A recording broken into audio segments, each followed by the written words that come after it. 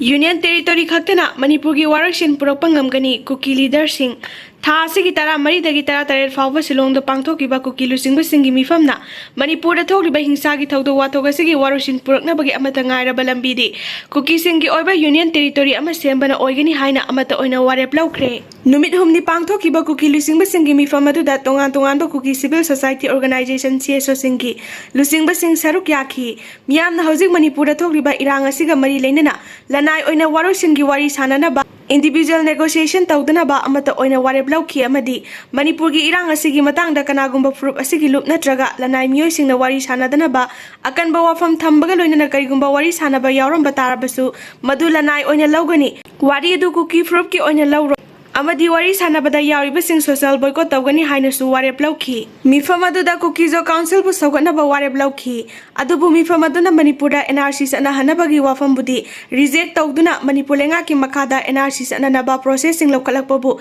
kana yaningda wafongdo khiloinana hauzik oriba phiba masida kuki inpi gi ayaba yaudana kuki proof ki oiba loop amata semdana ba ware blau buga loinana kariguma semlakpa tarbasu loop adubu proof asina official oina masak khangloi haiba wafam thamki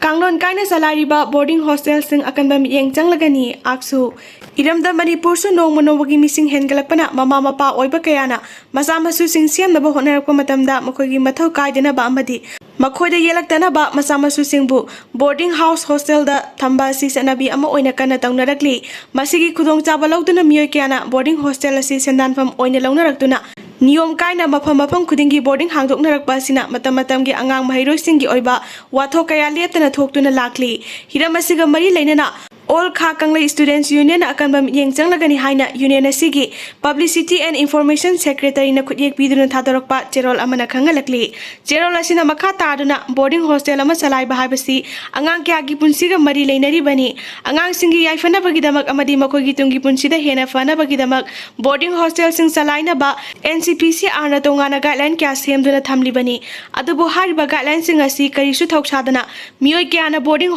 hostel salariba si tungi mirol soiraknaba khwaidagi laibak thiba thawong amani haina aksuna laudaba ngamloi hairi hauji maksu nongju pantha oibana phatabai sing sizinaba maru oina pukri natraga khongdagi ising sizinabana boarding da laibam mahairoi kaya unsagi oiba laina kya sandorokpa thengnare masida sunatana machi oiba sinjak pizaba watpa ka masinga angang masinga sanadaba health and hygiene gi tharang lokot pidaba mahairoi amadi ozagi ratio sanadaba kaya sina angang singda asoba sekheng kaya piri hiram siga mari leinana authority amadi district administration na akan ba mityeng sangbiduna section tharang lokot pinaba aksugi maikejagi appeal tawrakli boarding hostel salaiba singnasu kanglon chumna mari leinaba authority dagi ayaba lobiduna chalaina ba khangalakpaga loinana aksuna jangsilakpa khongjang singdasu mama mapa oiba singna tengbang biu haina phongdorakli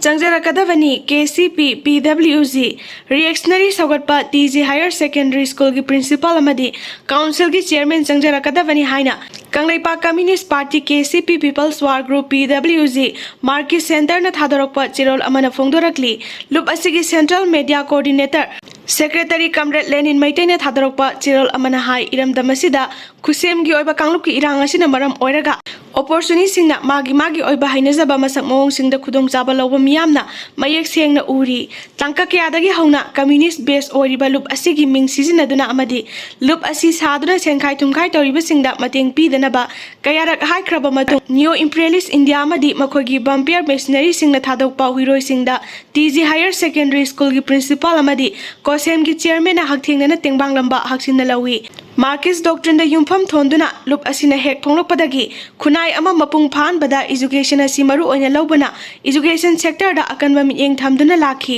hariba sector asida lairamba amot akai kya sumthokminaduna amadi sumthoklingai talaga sida micro reactionary gang singda mateng panglamba haibasi isana isagi imang tawjabaga pangkhakni Capitalist Society ama semgatpada saruk yariba capitalist ni haina lobada thoidokna laloi reactionary sing sogatpa TG Higher Secondary School gi amasung kosem gi chairman Jangjarakadavani hairi